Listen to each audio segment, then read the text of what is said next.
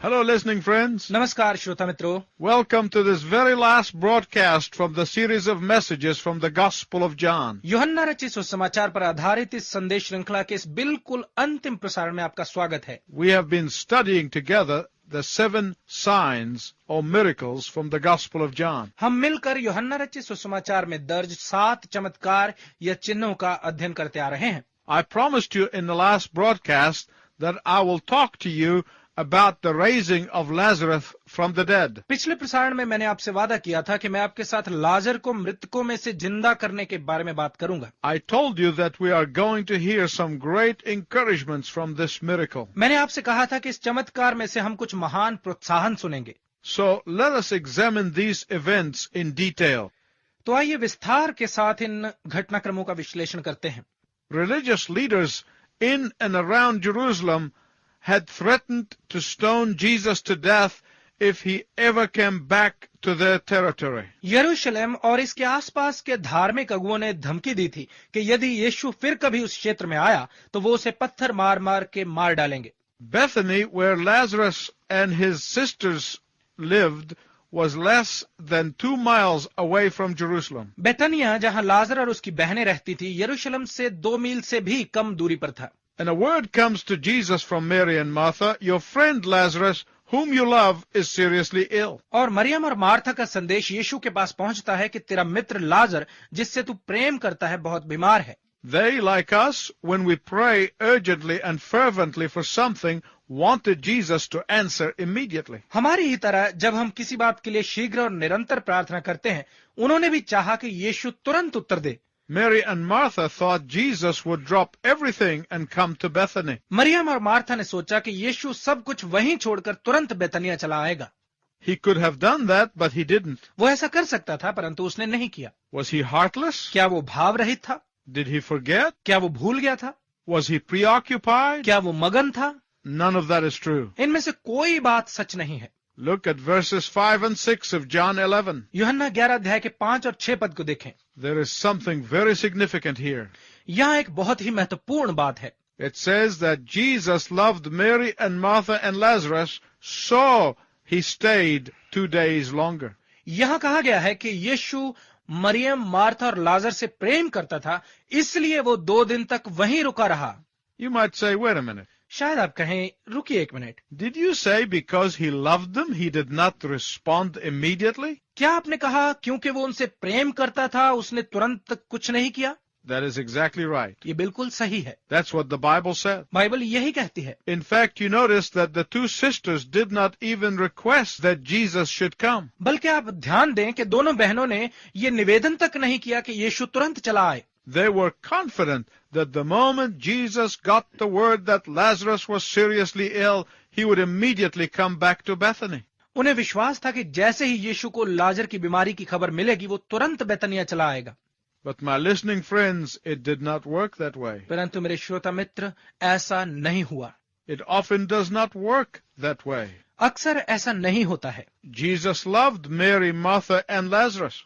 यीशु मरियम, मार्था और लाजर से प्रेम करता था। They were his special friends. वो उसके खास मित्र थे। So he stayed where he was for 2 more days. इसलिए जहां वो था 2 दिन और वहीं रुका रहा। My listening friend, listen very carefully, please. मेरे श्रोता मित्र, कृपया बहुत ध्यानपूर्वक सुने। It is the purpose of God and not the immediacy of your need that matters the most. सबसे महत्वपूर्ण है परमेश्वर का उद्देश्य, ना कि आपकी आवश्यकता की गंभीरता। It is the glory of God and not our self-centered requests that matter the most. सबसे महत्वपूर्ण है परमेश्वर की महिमा, ना कि हमारे आत्म केंद्रित निवेदन। It is the kingdom of God and not our kingdom that matters the most. सबसे महत्वपूर्ण परमेश्वर का राज्य है, ना कि हमारा राज्य।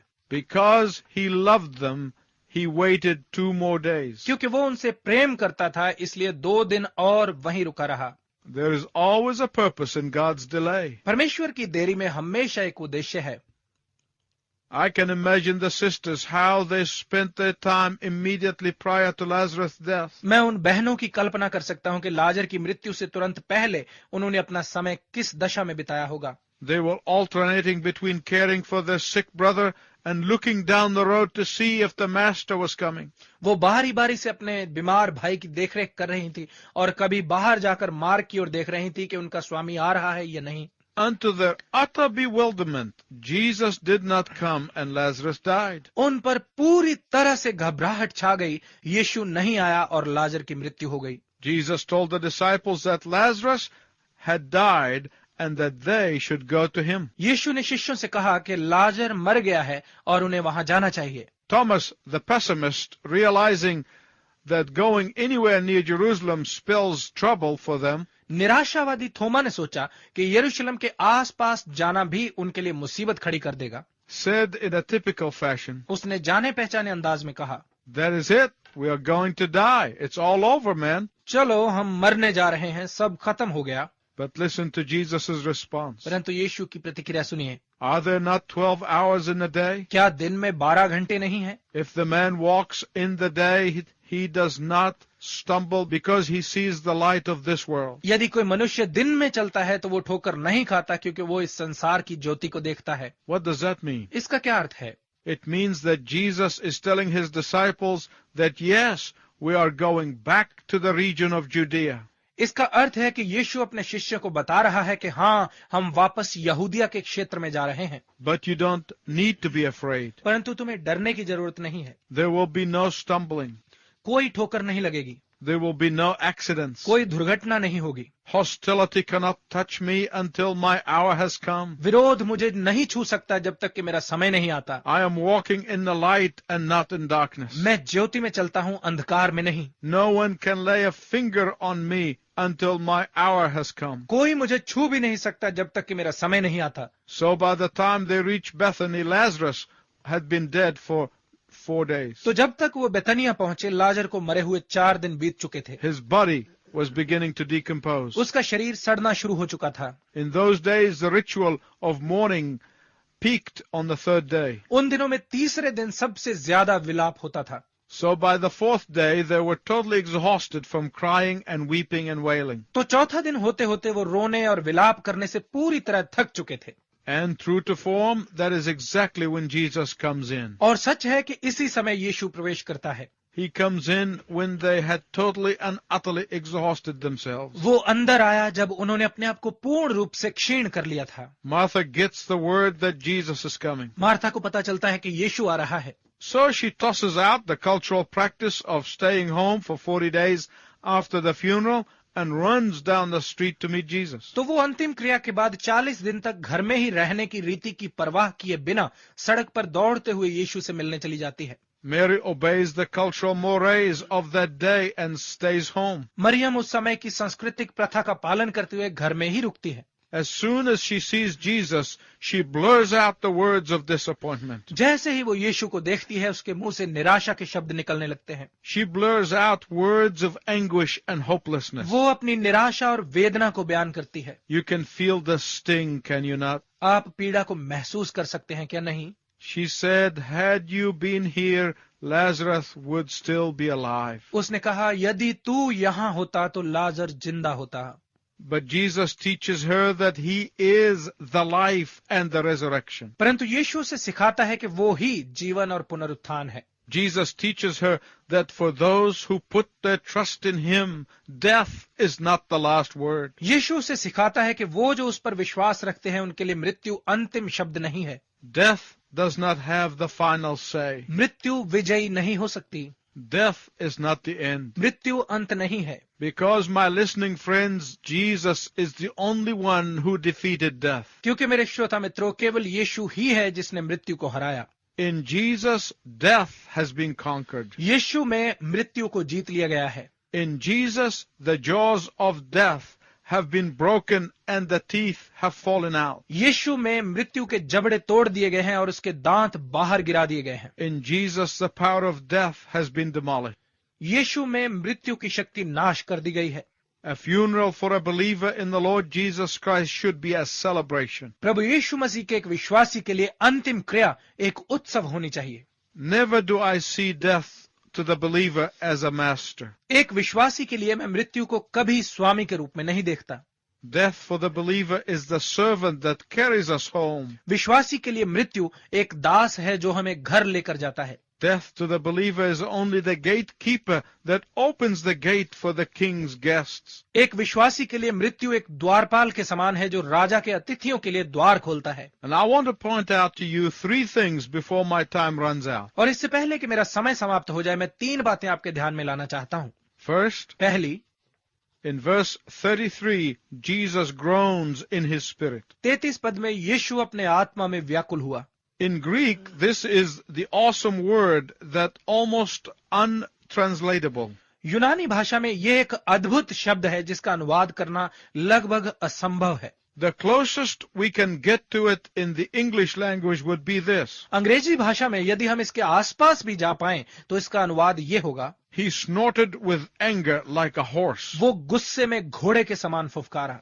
It expresses a violent displeasure. ये शब्द तीव्र अप्रसन्नता को दिखाता है। It expresses the notion of indignation. ये रोष के विचार को प्रकट करता है। I am convinced that the reason for his anger and indignation is the root cause of death, that is sin itself. मुझे यकीन है कि उसका गुस्सा और रोष करने का कारण मृत्यु का मुख्य कारण है, वो है पाप। James said in James 1:15, याकूब की पत्री 1 अध्याय के 15 पद में याकूब कहता है, when lust has conceived, it brings forth sin, and when sin is finished, brings forth death. फिर अभिलाषा गर्भवती होकर पाप को जनती है और जब पाप बढ़ जाता है तो मृत्यु को उत्पन्न करता है। And that is why only those whose sins are forgiven will have eternal life. और इसीलिए केवल वही जिनके पाप क्षमा हो गए हैं अनंत जीवन पाएंगे। Hell, which is eternal death, awaits all those who reject Jesus Christ. नरक जो कि अनंत मृत्यु है, उन सब की प्रतीक्षा में है जो यीशु मसीह को अस्वीकार करते हैं। Hell, which is eternal death, awaits all those who refuse to come to Jesus Christ. नरक जो कि अनंत मृत्यु है, उन सब की प्रतीक्षा कर रहा है जो यीशु मसीह के पास आने से इनकार करते हैं। Someone said that there are 7 simple facts that everyone ought to know about sin. किसी ने कहा है कि पाप के बारे में 7 साधारण तथ्य हैं जो हर किसी को जानने जरूरी हैं। Sin earns wages. पाप की मजदूरी मिलती है। Sin pays wages. पाप मजदूरी देता है। Sin insists on paying. पाप मजदूरी देने पर जोर देता है। Sin pays wages in kind. पाप एक प्रकार से मजदूरी देता है। Sin pays in installments. पाप किश्तों में मजदूरी देता है। Sin pays in full. पाप पूरा देता है। Unless the blood of Jesus washes away the stain. जब तक यीशु का लहू दाग को नहीं धोता। Finally, sin is self-executive. It pays its own bills. अंततः पाप खुद स्वामी है, ये अपना हिसाब खुद चुकाता है। The logical result of sin is death. पाप का तार्किक परिणाम मृत्यु है। Death to the body, death to the mind, death to the soul. देह की मृत्यु, मन की मृत्यु और आत्मा की मृत्यु। That is why Jesus snorted at death. इसीलिए यीशु वहां मृत्यु पर व्याकुल हुआ। The second thing I want to point out to you about this miracle is in verse 39. दूसरी बात जो इस चमत्कार के बारे में आपको बताना चाहता हूं वो 39 पद में है। Jesus asked him to remove the stone. यीशु ने उन्हें कब्र के मुंह से पत्थर हटाने के लिए कहा। You would think that the one who raised the dead could with click of his finger remove the stone. आप सोचेंगे कि जो मुर्दे को जिंदा कर सकता है वो अपनी उंगली की छुअन से पत्थर को भी हटा सकता था, But he didn't. परंतु उसने ऐसा नहीं किया। Instead, he asked those who were alive standing there to do it. इसके बजाय उसने जो वहां जीवित खड़े थे उन्हें ऐसा करने के लिए कहा। And that is why we Christians are responsible to tell others about Christ. और इसीलिए दूसरों को मसीह के बारे में बताना हम मसीहियों की जिम्मेवारी है। Because before God can call out those who are dead in trespasses and sin, क्योंकि इससे पहले कि परमेश्वर उन्हें पुकारे जो अपराधों और पापों में मरे हुए हैं, he asked those who are spiritually alive to roll away the stone. वो उनको जो आत्मिक रूप से जीवित हैं पत्थर को हटाने के लिए कहता है। Every one of us can play a role in rolling away the stone. हम में से हर कोई पत्थर को हटाने के कार्य में योगदान दे सकता है, No matter how big or how small it may be. चाहे ये पत्थर कितना भी छोटा या बड़ा क्यों ना हो। Some pray. कुछ प्रार्थना करते हैं, Some give. कुछ देते हैं, Some evangelize. कुछ सुसमाचार सुनाते हैं, Some witness. कुछ गवाही देते हैं, Some welcome people. कुछ लोगों का स्वागत करते हैं, Some extend hospitality. कुछ पहुनाई करते हैं. Whatever our role is in rolling away the spiritual stones, that is what Jesus is asking us to do. आत्मिक पत्थरों को हटाने में हमारी कोई भी भूमिका हो, यीशु हमें यही करने के लिए कह रहा है. The third point in this miracle that I want you to look at is in verse 44. इस चमत्कार में चौथी बात जिस पर मैं चाहता हूं कि आप ध्यान दें, वो 44 पद में है. After he called out Lazarus by name, and Lazarus comes out of the grave, Jesus said, "Loose him and let him go." लाजर को नाम लेकर पुकारने और लाजर के कब्र से बाहर आने के बाद यीशु ने कहा, उसे खोलो और जाने दो. Someone once said that it was just as well Jesus mentioned Lazarus by name. किसी ने एक बार कहा कि अच्छा हुआ कि यीशु ने लाजर को नाम लेकर पुकारा. Had he just said, "Come out," यदि उसने सिर्फ इतना ही कहा होता, बाहर आ जाओ, every dead corpse would have walked out of the tomb. तो वहां से हर मुर्दा बाहर आ जाता. Jesus said, "Loose him and let him go." यीशु ने कहा, उसे खोलो और जाने दो. Now I want you to imagine Lazarus stumbling out of the grave. अब मैं चाहता हूं कि आप लाजर की कब्र में से लड़खड़ाते हुए बाहर निकलने की कल्पना करें. Because of the Jewish custom of wrapping the body before they bury it, Lazarus could not easily walk. लाश को दफनाने से पहले लपेटने की यहूदी परंपरा थी और लपेटे होने के कारण लाजर आसानी से चल नहीं पा रहा होगा.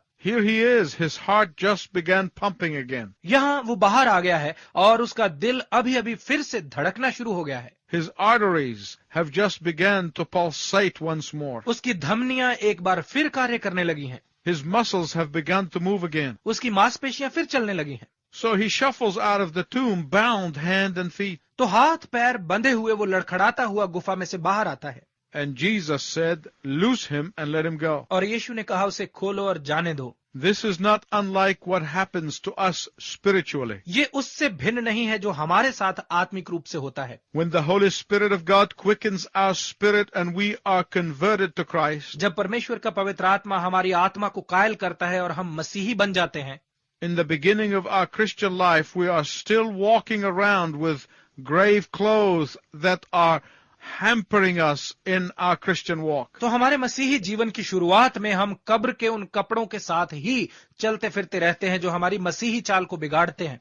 There are those sins from our past. हमारे अतीत के पाप साथ में चलते रहते हैं. There are those habits from our life without Christ. वो आदतें बनी रहती हैं जो मसीह रहित हमारे जीवन में पहले थी. All these things are hampering your growth in your Christian walk. ये सब बातें आपकी मसीही चाल में आपकी बढ़ोतरी में बाधा बनती हैं. There is a napkin on your face that is blocking your view. आपके चेहरे पर एक रुमाल है जो आपके देखने में रुकावट बना हुआ है. There are grave clothes that have your hands bound so that you cannot work effectively. कब्र के ऐसे कपड़े हैं जिनसे आपके हाथ बंधे हुए हैं ताकि आप प्रभावपूर्ण रीति से कार्य न कर सकें. There are the bandages that are binding your feet so you cannot walk well. ऐसी पट्टियां हैं जिनसे आपके पैर बंधे हुए हैं, इसलिए आप अच्छे से चल नहीं सकते. And Jesus' word to us today, be loosed in Jesus' name. और आज हमारे लिए यीशु का संदेश है, यीशु के नाम में खुल जाओ. Some people have asked the following question. कुछ लोग ये प्रश्न पूछते हैं, Is the raising of Lazarus from the dead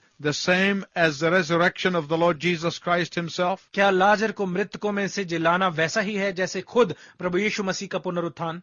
And the answer is no. और उत्तर है नहीं. The raising of the son of the widow of Nain, nine की विधवा के पुत्र को जिलाते हुए, in the raising of the daughter of Jairus, जैरस की बेटी को जिलाने में, and in the raising of Lazarus, और लाजर को जिंदा करते हुए, Jesus demonstrated his power over death and the grave. यीशु ने मृत्यु और कब्र पर अपनी शक्ति को दिखाया. While Jesus raised them from the dead, they all died again. जबकि यीशु ने उनको मृतकों में से जिंदा किया, कुछ समय बाद वो फिर मरे. But Jesus' own resurrection was more than just demonstrating of his power. परंतु यीशु का अपना पुनरुत्थान मात्र उसकी शक्ति को प्रकट करने से कहीं बढ़कर था. Jesus' resurrection was the complete defeat of death. यीशु का पुनरुत्थान मृत्यु की पूर्ण पराजय थी. It was the complete destruction of the power of death. ये मृत्यु की शक्ति का पूर्ण नाश था. He rose never to die again. वो फिर कभी न मरने के लिए जी उठा. It is the utter devastation to the sting of death. ये पाप के डंक का पूर्ण नाश था.